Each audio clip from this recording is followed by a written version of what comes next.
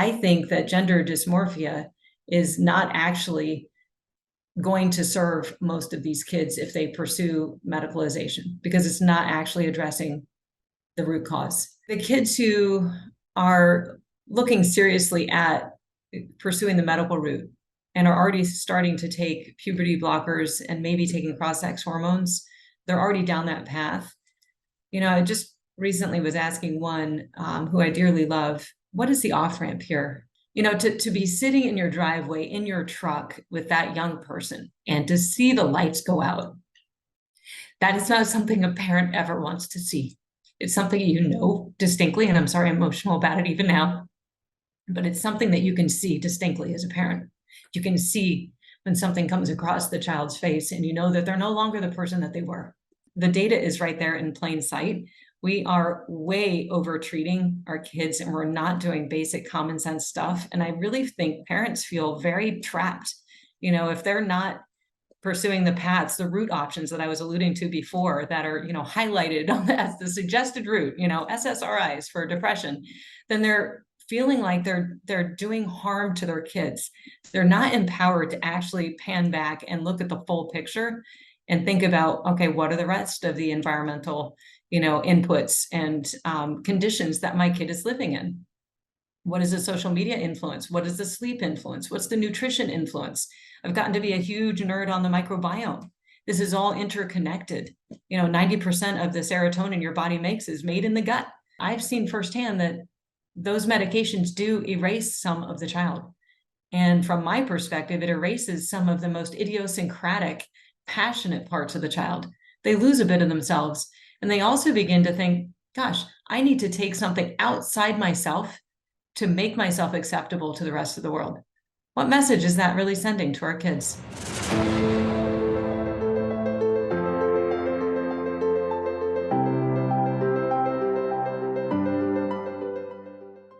Hi, thanks for joining Restore Childhood. I'm Natalia Marukfer, and today I'm pleased to welcome Allison Krug, who's an epidemiologist and a collaborator on urgency of normal, to this podcast. Ali runs an organization called Artemis Biomedical Communications, and she specializes in research, data analysis, and technical writing. She's also serving as a volunteer epidemiologist and COVID liaison to a youth hockey organization. She's a hockey mom herself. She's edited over 400 research manuscripts published in high-impact factor peer-reviewed journals. She also has previous experience with getting a master's in public health and epidemiology and an advanced certificate in scientific and technical writing. And she has served as a preventive health program manager for Kaiser Permanente and public sector vaccine sales manager for Merck. This was a great conversation. Allison is so knowledgeable about kids' mental health and physical health. She's such a great researcher and has this very unique way of being able to convince people using data. Real research that she just meticulously does. I could have talked to her for hours, but we had to keep it to under an hour because both of our crazy schedules. So I hope you'll enjoy this. Thank you very much for joining us. And please know that we couldn't do this without you. We are really reader and user supported. So if you feel like you want to see more of our work, please consider donating at restorechildhood.com. Thank you so much. We all bring our experiences and natural character traits, both inherited and environmentally stimulated, to the life that we're currently leading. And some of our habits serve us well, others don't serve us well.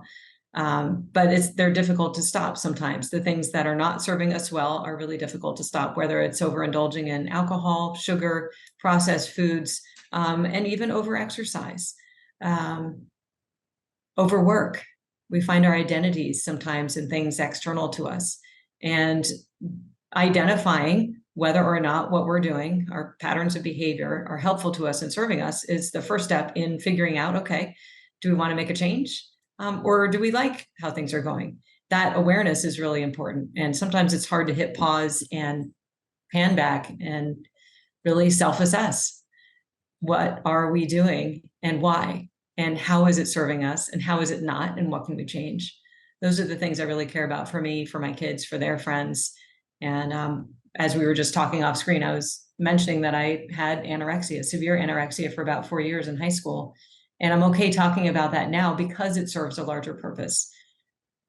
The larger purpose is helping young people understand that adults may have walked in similar shoes. While I may not look like it now, perhaps, and I've never really talked about it openly before, going through anorexia as a high schooler and having severe anorexia with a BMI of, I don't know, we're not supposed to talk numbers in the eating disorder community, but suffice to say I was thin, and I was amenorrheic, which means I lost my period for a couple of years. That's concerning for a young woman. I did not really fully understand why I was doing that to myself until around this age. I'm 52 now. I did not really fully understand why I was doing that. I had some guesses, but now I understand that that was a nonverbal way of communicating. Hey, I'm feeling at risk. I'm feeling vulnerable. I'm feeling invisible. I'm not seen, but I'm a very resilient and very strong person. I was raised that way. And so I don't really want to call for help with using words. I wanted somebody to see me and really see me and take care of me and protect me and comfort me in a time of need. And I was going through difficult things in high school. And so using my body non-verbally to ask for that help, to call for that help, is probably in part what drove the eating disorder. I think that a lot of people struggling with different things, including gender dysmorphia, may also be looking to nonverbal clues to get the adults around them, the world around them, the society around them, to be more accepting, to be more understanding, to be less judgmental, and allow them to truly be who they are. I think that gender dysmorphia is not actually going to serve most of these kids if they pursue medicalization, because it's not actually addressing the root cause. So yes, they have gender dysmorphia, but I think that's one layer of symptoms. I think there's a lot more going on under that. And I'm not sure that going the medical route is really going to address those things. It may take years and years for these kids to figure out what was going on at the time and why they were making those choices. And if you go the medical route and the surgical route, then you dramatically alter the landscape of your body and your emotions and create a really complex world to try to live through on top of the root cause that you haven't even yet addressed. So sorry for that long intro, but that's part of why I really wanted to talk to you today. It's because kids are hurting. And, you know, a lot of us adults out there may not have been public about our own pains that we went through as teenagers. And I think that the more we step out and talk about it, the easier it will be for us to relate to where the kids are now, because we're able to see ourselves clearly. But I think we can also find some common ground, or at least I'm hoping that's what we can do. I think that's a really good connection, people with eating disorders and the gender dysphoria. And you hear the detransitioners now talking about the fact that they were crying for help, but the help that they were looking for never came. And in fact, the interventions, the medicalization of their bodies, and there's no way back for many of them. And for the ones that didn't go all the way, like Kat Cattinson, who, you know, her voice changed, and she was a singer. So that was kind of like her wake up point where she said, okay, I'm not going any further. They are still living with the damage that was done to them by those interventions, when in fact they needed to be seen and heard as they were and helped with the issues they had. So I think it's a really important connection. Yeah, I mean, my heart really goes out to the kids who are struggling. Really does. I mean, the kids who are looking seriously at pursuing the medical route and are already starting to take puberty blockers and maybe taking cross-sex hormones, they're already down that path. You know, I just recently was asking one who I dearly love, what is the off-ramp here? You know, we happened to be driving somewhere and Google Maps was in front, and it shows you multiple route options, right? It shows you the most expeditious route. And then there's other route options that have no tolls, but they may take longer. You know, you're familiar with the Northern Virginia area. And so, it might be wiser to take one of those alternate routes even before traffic gets bad, because Fredericksburg is always bad. But the point of the metaphor was, what route options are you giving to yourself for these decisions? What are you listening to? What guidance are you listening to? Are you going to allow yourself to get off the medicalization highway, which really quickly takes you down a road of almost no turning back, like you just mentioned in some places? And I'm not convinced that the kids have enough voices, enough guidance systems, giving them options. I think that they're maybe feeling like, they're looking at a GPS system that only has one recommended route. And I think that it is really important to have adults in these kids' lives who are okay with holding a non-judgmental, very loving space to explore other route options, And that is one of the reasons. It wasn't the primary reason I chose to add becoming a professional coach to my career. I was already very busy, but I was listening to the needs around me. And one of them was in my own family. The education system was not meeting the needs of my own son. And I saw depression and the lights go out. And this was in high school. And this is among the brightest people I know, with 46 college credits by, the end of 12th grade, 46 college credits already done by the end of 12th grade. And he had already skipped a year. So he's really only an 11th grader. And, to be sitting in your driveway, in your truck with that young person, and to see the lights go out, that is not something a parent ever wants to see. It's something distinctly, and I'm sorry I'm emotional about it even now, but it's something that you can see distinctly as a parent. You can see when something comes across the child's face and you know that they're no longer the person that they were. And a lot of things can trigger that, right? So I really profoundly love and feel for the kids who are in terrible pain right now and are looking for anything that will get them out of that pain, whether they think it's switching genders or dropping out of school, drugs, alcohol, sex, whatever it is. There's a lot of pain that kids are not really well prepared to address, I don't think, right now. And I do think that there are some pretty common sense avenues to take. And one of them you and I have talked about is exercise. Sounds stupid almost to throw this out there in a very emotional conversation. Allie's just going to lob out exercise as being an option. Why? What in the world? But the truth is that we transform the inner world, our inner psyche, by doing certain basic common sense things. One of them is nutrition. What are we putting in our bodies? Another one is exercise. Another one is nature. Another one is sleep. And I've been doing, a pretty concerted deep dive this year into psychology and ways to address the mental health crisis among our young people, listening to a lot of very bright minds and thought leaders. I'm on the road a lot as a hockey mom, a lot, like probably 20 hours a week I'm on the road. So when I say deep dive, it's not reading, it's listening to experts share their opinions and their synthesis of the literature. And pretty uniformly, they're saying, we're over medicating here in the US. We have been for years. Natalia, I know I'm just going off on a rant here, but 30 years ago, I was at UVA and I was a biology major. And 30 years ago, I was writing a paper. And to get me to write a paper, I'm a writer. In my bio, you'll see I'm a writer. I don't actually really love writing. It has to be pretty interesting for me to really dig in and enjoy writing about something, exploring it.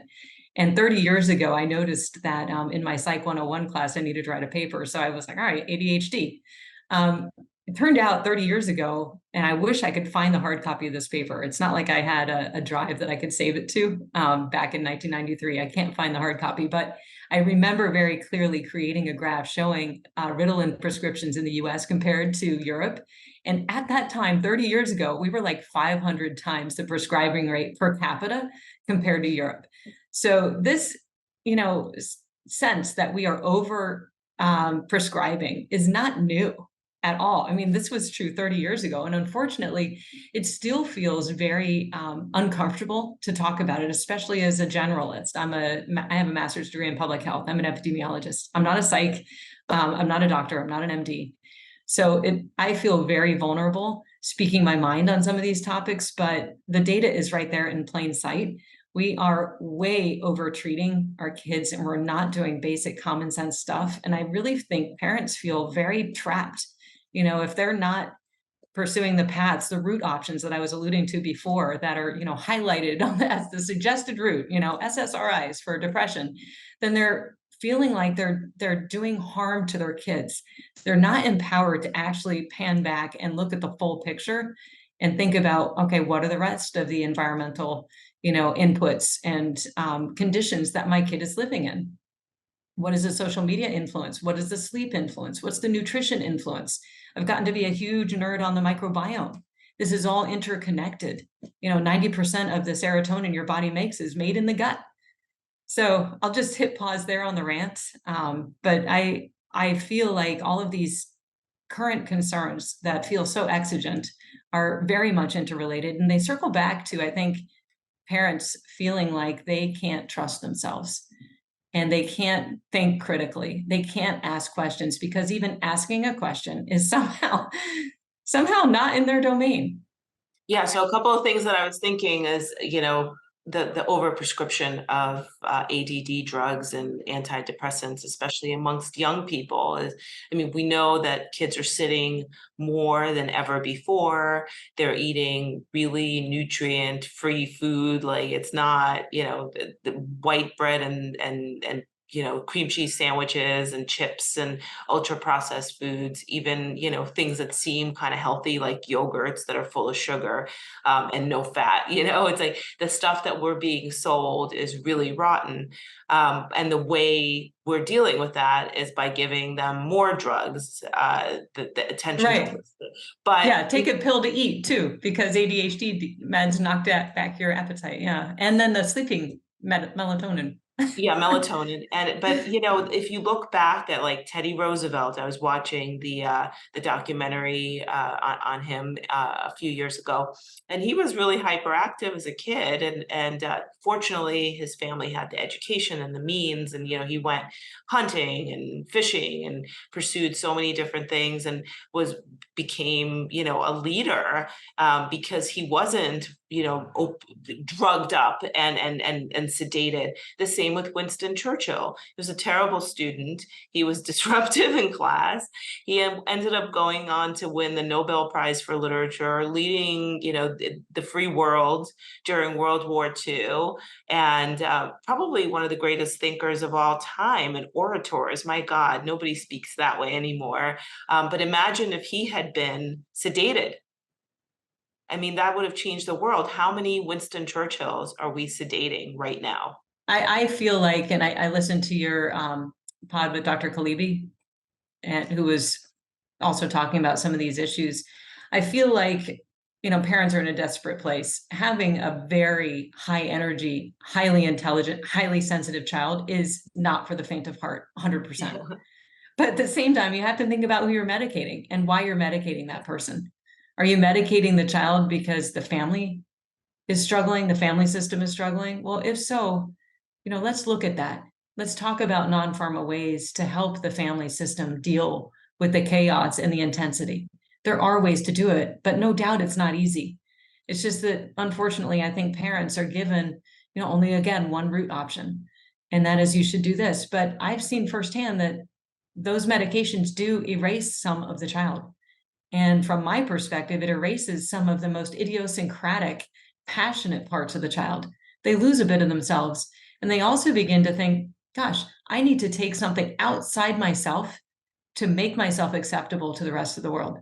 What message is that really sending to our kids? So yes, I have strong opinions on this, and I do recognize that ADHD can be extremely, extremely challenging for kids and for adults. But that doesn't mean that there aren't ways to, in a non-pharma way, manage the systems, manage the interior of the mind and the behaviors to accommodate that very challenging way of being in the world. And what are those, like, if somebody comes to you with ADHD or one of your own kids, like, are there exercises? Is there particular physical activity that's more beneficial and less? And what would you do? Well, what I have done, so my other bias that I'm going to just be very open about is I tend not to label. I tend to think that labeling people has harms, but it also has good. I think the good in labeling, or I assigning a label or a diagnosis to someone, even if you're just a parent, allows you to be a more empathetic and compassionate parent. because you're really able to see what you're dealing with. But getting a formal label and telling the child the label, medicating the child is another layer beyond that. And I do think that that sets up self-fulfilling prophecies. You set up the conditions in which the child expects in their own mind that, okay, well, this is expected of me. These are the behaviors that are now expected of me. I'm expected to not be able to self-manage because kids with ADHD have a really hard time, and especially under X, Y, and Z circumstances. So why bother? I don't think that that's actually really helpful long-term for the individual. So you asked, what do I do? What would I recommend? I think really getting to understand the beauty, the strengths of a very neurodiverse mind is priority one. What is your mind doing for you that is amazing? Why are you so interesting? Why are you struggling so much? What about that in particular is beautiful? I love that. I happen to love eccentric individuals. I find them fascinating. And if we start to like slowly, brush out or smudge out those edge parts, those outliers of personality, then what are we left with? We're regressing to the mean. Is that really where we want to be? No, I think that the unique and beautiful aspects of a human are worth preserving. And I do think that you can actually manage through that. There are systems that ADHD coaches can recommend. It starts with awareness. It starts with just trying for 10 seconds to focus on something, one more bullet. Okay. It starts with buy-in. What about this work is meaningful to you? And the awful truth is a lot of the work given to kids in school is not meaningful to them if they're honest. And if we as parents are able to look at that work with clear eyes and not just, hey, please check off the homework so you don't have any missing assignments on the dashboard on the computer that we're all glued to, then we can actually look at what they're doing. What is meaningful about the work they're being given? Are they actually learning? Are they develop critical thinking skills, or are they just going through a process? Are they just going through motions? And so asking the child, are you gaining value in this? What parts of this are you gaining value from? Let's focus on those. For my own kids, if the math was too easy, we found the hardest problems on the page, the hardest 5 problems on the page, do those, and then give them more challenging work, not the same work that the teacher assigned, but other challenging, interesting work. Find out where their zone of proximal development is. Find out, and that's the Goldilocks zone where the child is actually struggling just a little bit. So I feel like starting, grades K through 5 or 6, it's on the parents to really work with their kids to figure out where that is. And if you notice a child is able to concentrate in some areas of their life and not in others, then you have evidence that if it's meaningful enough and engaging enough, they have no problem concentrating. I actually think that one of the best books for parents I have right over here is Misdiagnosis by James Webb. And this talks about how dual diagnoses of gifted children and adults can lead to misdiagnosis. So maybe these kids are actually highly or profoundly gifted, not actually ADHD, bipolar, Asperger's, OCD, or others. So we actually are misunderstanding sometimes what we're seeing in front of us. This may be just a super intelligent person who's bored. And why medicate that person? Why not find more meaningful work? Yes, it's a challenge. Yes, it's like pushing a wet noodle across the table. I've spent more than a dozen years trying to work with school systems to tailor the education that the kid needs to meet them in their zone of proximal development. And it is not easy. There's a lot of resistance. Systems really do seek to preserve themselves and not really serve the students. But that doesn't mean that individual parents can't modify their own environment at home to better meet the educational needs of the kids. And that's something that I am hoping to do for more parents with my training as a coach now, is to really figure out, what are your goals? What do you care about? What are your values? And how do we help you and your child and your family thrive despite some less than ideal circumstances? I think that's really powerful, kind of turning the diagnosis around and asking more questions. I think oftentimes parents are really just stuck. They've been looking for an answer. They have an unusual child, and somebody's willing to give them a name, which, as you said, is both good and bad, can create more empathy, but also maybe lead to a misunderstanding and, a setting up of this child on the path to something that they really weren't intending for. As my background is in food and pediatric nutrition, and I always have told parents not to label their kids picky eaters because it becomes a self-fulfilling prophecy. Why do you want your kid, even if they're only eating white food or whatever it is, like work on what's next. Like if you're going to condemn them to like an eternity of being a picky eater, like they'll believe what you tell them. Yes. So I Their think minds are so malleable, aren't they? And it sounds like you're coming from a strengths-based place as well. So yeah. let's start with what we can do and build from there. Yeah, exactly. And not stigmatize them either, because, I've had parents talk about children, we've done like food demos where like we do like a baked kale and the kids come in very curious, kind of like looking like, it's not negative, it's just curious. And the parents are like, Right. oh yeah, he won't eat that. He's a very picky eater. And you're just like, oh my God, like, stop. Like he was about to pick it up, and I've seen kids like just put it down because the parent is already Oh, yeah. they don't have any potential. They're not going to be able to grow. They're not going to be able to, oh Right. my, You just put them in a box. they Oh, put I them see in a it box. countless times. You've just lit on, myself and my family's like, I guess probably like ridiculous pet peeve. I have ridiculous pet peeve about picky eating because of that reason. You can see from a very early age what the parent says creates, one pathway. And it's so unfortunate because like you just said, they were demonstrating curiosity, a perplexed look, like maybe they would have taken one bite, maybe they wouldn't have loved it, but the door was at least open a crack until you slammed it shut. And we're like, and then you start creating all this work for yourself. Now you're bringing chicken nuggets to this amazing Japanese seafood restaurant. Why?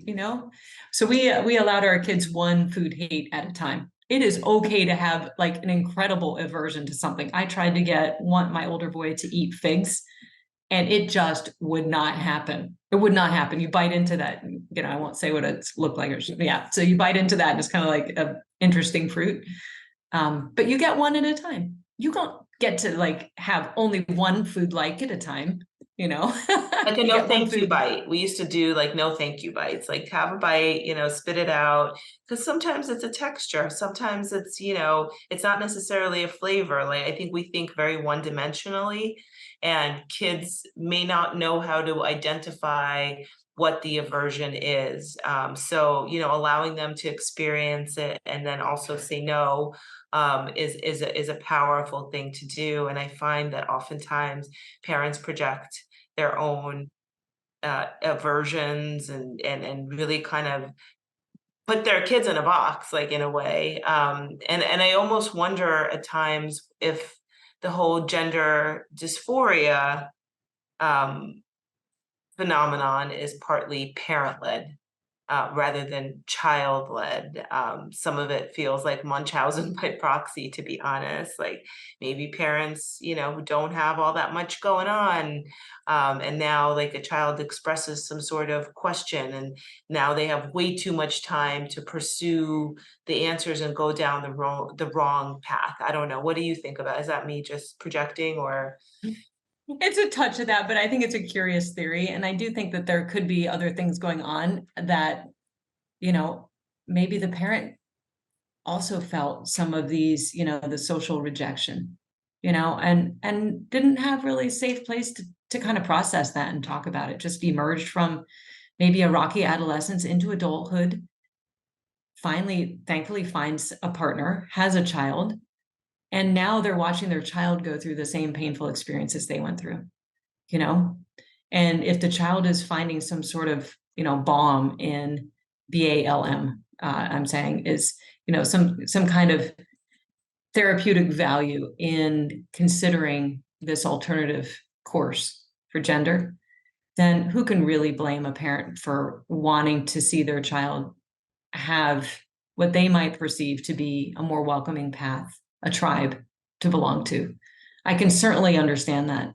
The thing that's unfortunate, I think, here is the overrepresentation of neurodiverse children in the clinics who are medicalizing, who are treating children. And I think that suggests to me that there is an element of, sensitivity that is not being addressed. There's an element of, high intellect, high sensitivity, high intensity that gets to the highly and profoundly gifted population that I really care deeply about, because I've seen that population affected, very sensitive to social rejection. And probably before they're maturationally able to articulate what they're feeling, they're sensing it from a very young age. They know that they're different. They sense that it's difficult to strike up conversations except with one or two other people, not in their classroom, maybe in a different grade, maybe occasionally on the playground. The kids know. And if over time they end up feeling like, that they are more accepted by one group than another, and then you throw smartphones into the mix and social media algorithms, and it just simply becomes self-reinforcing. So I think what we're seeing is some social contagion among a very vulnerable group. And I think it's really tragic, because there are other ways for us to, be more compassionate to people who, aren't like cookie cutters of, the most popular kids in school. I grew up, and I'm coming from a place of not being that kid. I sat at my own lunch table or in a hallway, or in a stairwell, just because I didn't feel a lot of social fluency. I was a farm girl in northern New Jersey, and then I had to move halfway through high school. And my mom's idea was, to go make friends, go learn how to play soccer. Well, I had been riding horses for 10 years. I'm not used to running on my own legs and doing something with a ball while I'm also running on my own legs. So it was a lot for me to try to take on. And I'm not very coordinated. So I can really empathize with kids who are sensitive to not really feeling, accepted, popular. I found solace in my books and became a top student. But, still I knew, in my heart, in my soul, that I wasn't one of the popular kids.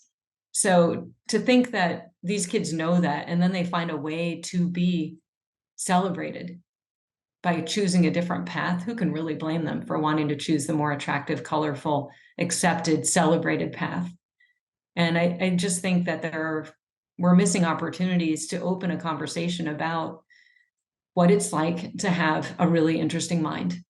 And whether we're talking about ADHD, we're talking about OCD, we're talking about anxiety, we're talking about depression, all of these things, I think are the elephant in the room is, I honestly think, neurodiversity. And I'm really not hearing enough people talking about that. And I think if we were able to talk about that in a non-judgmental, non-elitist sort of way, we might give the kids a window on why they're feeling the way they're feeling, and that it will pass, but it'll take some time, and the maladaptive behaviors that I took on, like anorexia, could be manifesting in just other ways now. You mentioned soccer. So how did soccer work out for you? Did you pursue it? Did you quit? Like, because I think team sports is like a balm, It BALM. is. Yeah, my New Jersey pronunciation. Funny you ask about soccer. I became a lifelong runner because of soccer, because I really wanted to make varsity, but I was terrible doing anything with the ball. But I didn't mind throwing myself in front of the ball, so I was a good defender. I also ran well at the 800 meters, and so I made varsity, but I really didn't get to play a whole lot. But it was a good first start to group sports. But you touch on something really important to me, and that is the important role of youth sports. We're just being involved in anything that's outdoors, where, I continue to ride horses, because I think the co-regulation of my nervous system with the horse is extremely important for me to be able to move myself away from the incredible milieu of irons in the fire that I have going on, and maybe self-judgment, or anxiety, or whatever it is. I have a pretty amped nervous system. I go outside, I'm in nature, I'm with a horse. That horse can sense how I am without words. And so it causes me to be more self-aware to my internal environment, to bring everything down, to begin using that parasympathetic nervous system to take me out of fight or flight, or, just being kind of amped, and move into a place where I am in unison with the horse. And I'm not sending all these scary signals to the horse because I'm so amped. If I do that to the horse, then they cycle that right back. They get anxious. They're like, well, why is the rider anxious? I should be worried about something then. And so it's just not a good feedback loop. So putting myself in that situation allows me to reconfigure, and co-regulate. And I think that's really helpful. So I stayed with soccer, but I also started a crew team, because that was better. For me, I think, just one movement in line with 8 other people, learn one movement and hit repeat. So that was better. But I think youth sports are very important. And I heard you talking about that with Dr. Kalibi as well. We've spent a lot of time talking to athletes and coaches about the impact of school shutdowns and sports shutdowns. And it just seemed like these coaches are everything to these players. They're teachers, they're parents, they're mentors, they're people they come back to year after year, even after they're, out of the school and out of the program. And that disruption was so severe. And for those who were able to keep up those relationships, they really benefited. They didn't get lost. So I guess my question to you is, are there some sports that are better? Are there some sport, does it depend on, what your uniqueness is beyond like the physical, but also the mental, differentiality? Can you talk about, what you think, parents should be looking for when they're trying to help their kids decide? Yeah, I think you ask a really good question because some kids will be natural athletes and others not so much. I think the really important thing is moving your body, literally just moving your body, because that changes the microbiome. In the show notes, there'll be one study that does talk about that. It also is effective in adults to prevent depression. It's been shown to be effective in an inpatient setting in treating depression among adolescents. The one study that I thought was interesting, surf therapy in Australia, was effective during the 6-week program, but then lost efficacy. So my point here is like, pick something, pick anything, but move your body. And you have to be consistent. You have to, like, if you're not going to keep surfing, as in this one state, well, pick something else. Let's go try something else. And I think being, a multi-sport athlete is great. We know USA Hockey really favors cross training. My son plays hockey and boxes. Some kids will be horrible runners, but you put a pair of ice skates on them and man, they are happy. Weight no longer has any factor in how they're feeling about their body moving across the ground because they're sailing. So just keep trying different things. For the kid who's very cerebral and not very, perhaps very physical, I don't know. I still think it's important to move the body. And, maybe it's walking, maybe it's hiking, maybe it's a club where you're doing something active. It's more challenging for sure, but I do think that sports and clubs really play an important role. And I agree with you about the role of coaches. And that's actually one of the ways we first met, was my role in our local hockey team, trying to keep hockey available to families and kids during the pandemic in 2020 and 2021. Yeah, my older daughter sometimes has some social difficulties and was not really interested in sports up until about a year or two ago in middle school, where she found soccer and volleyball.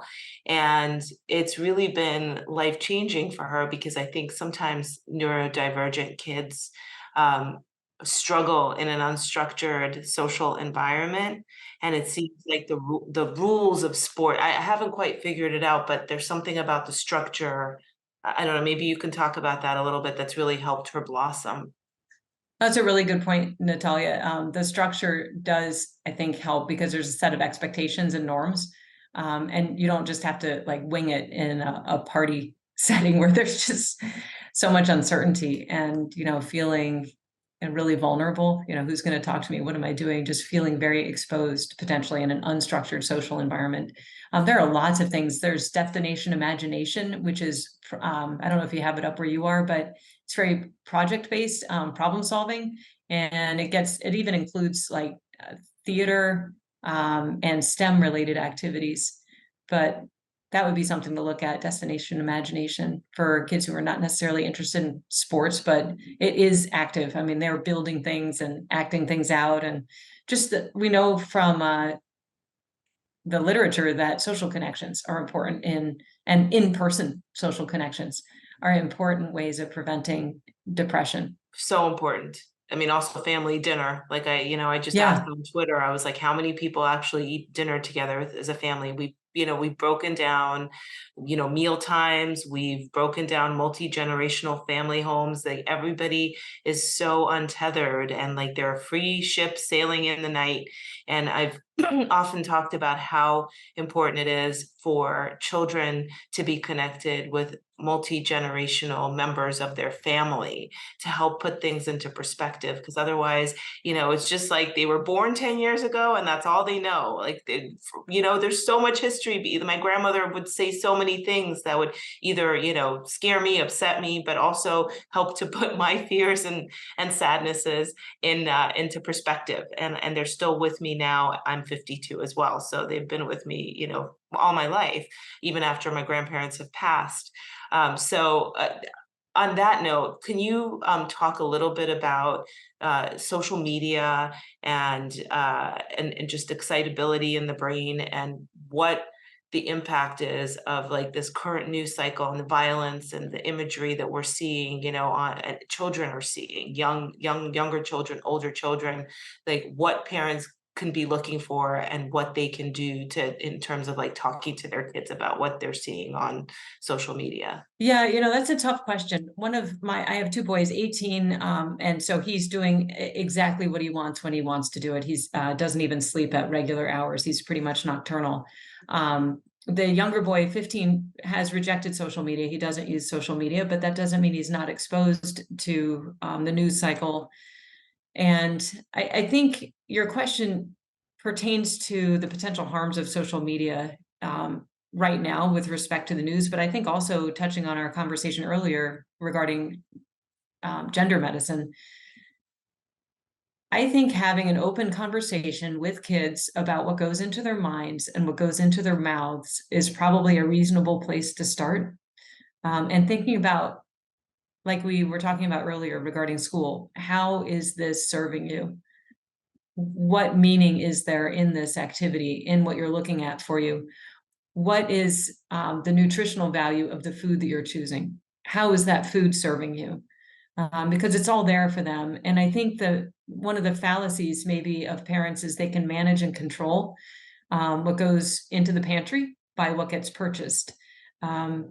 They can't do that so much for social media, although some parents may try with restrictions and things. But I personally think that trying to let go of the controls as early as possible and place that responsibility in the child's hands as early as you can.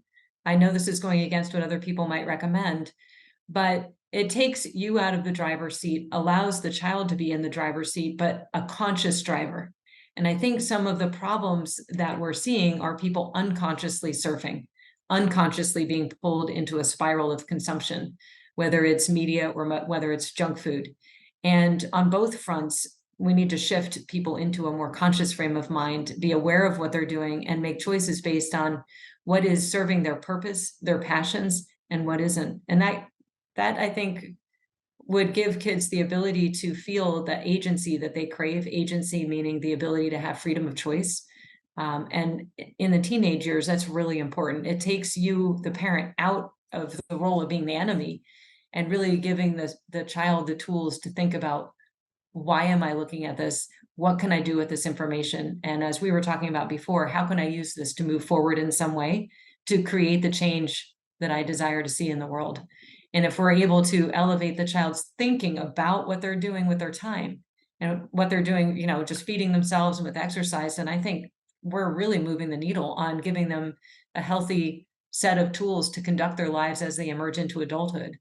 Do you think children, and at what age do children have the ability to self-regulate that? Like, what does that actually look like in terms of age and access? I think it really is child dependent, because we talked about some kids are, maybe all over the map with neurodiversity and just highly intense and excitable and maybe stressed and really have a sensitive nervous system. One of the things that we do as parents, I talked about co-regulation with a horse, me as adult, but kids and their parents do co-regulate together. So sitting with a child and talking about very disturbing news images and processing it is helpful.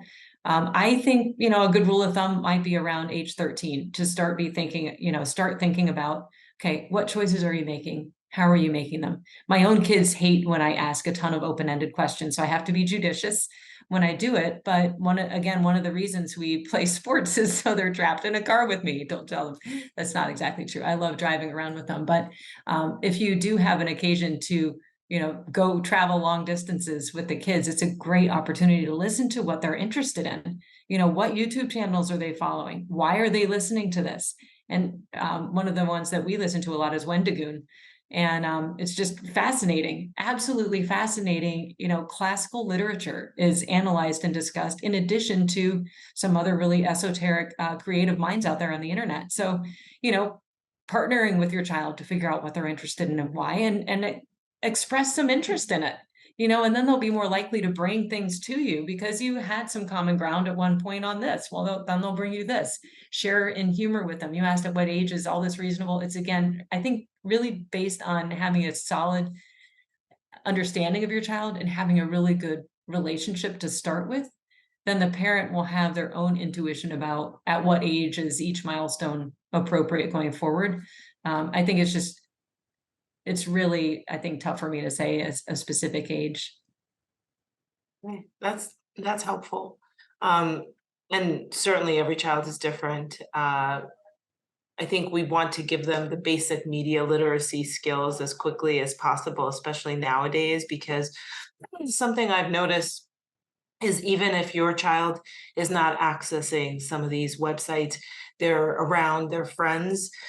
My daughter is 9 years old in fourth grade, and there are already children who are bringing iPads and phones into the school. So you may have, a child who's very judicious and mindful about, what they expose themselves to, but they're going to be exposed to it anyway, outside the home.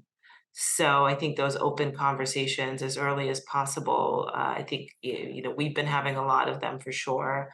So I guess is there something else that we should, talk about before we go? And another thing that you wanted to kind of bring to the table, like one last, big thought or action for parents? Well, thank you for asking. I think, Natalia, what it comes down to for me is critical thinking.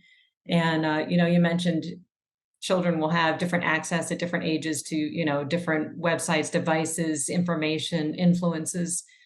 I really feel like cultivating critical thinking is one of the most important skills that we can instill in our kids. And one way we can model that is at home.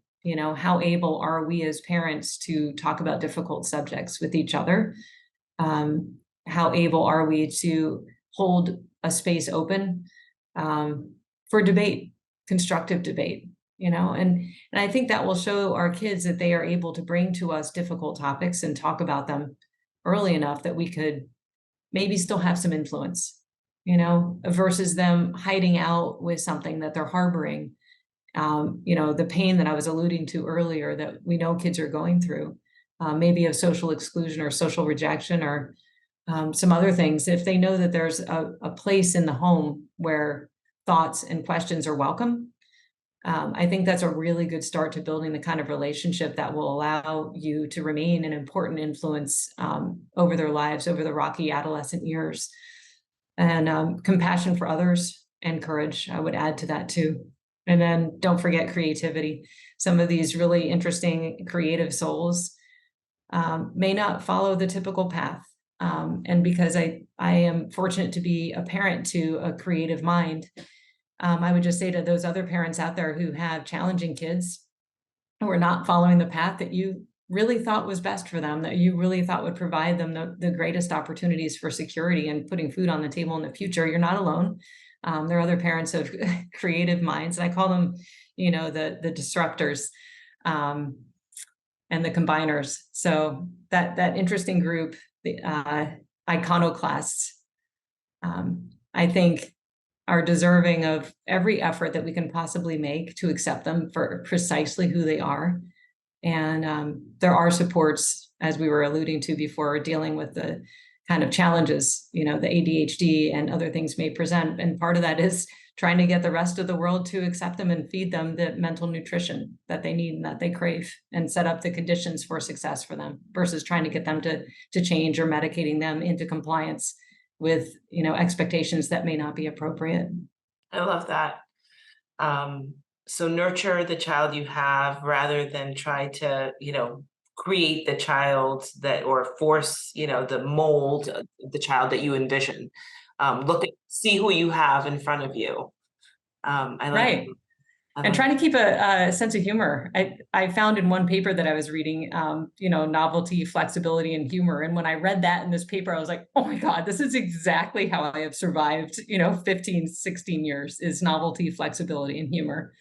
And just what a rich life I am lucky to have. Well, thank you. This is great. Novelty, flexibility, and humor. That's like a mantra.